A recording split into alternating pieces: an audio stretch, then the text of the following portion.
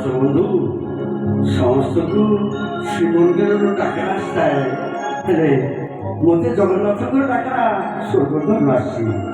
ଆସନ୍ତୁ ଆସନ୍ତୁ ମନ୍ଦିର ବନ୍ଧୁ, ଶୁଣିବା କାହିଁକି ମୋତେ ସେ ସ୍ୱର୍ଗଦ୍ୱାରକୁ ଡାକିଛନ୍ତି।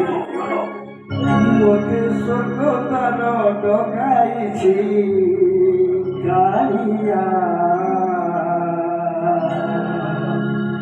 জীবির থর জীবির থর জীবির থর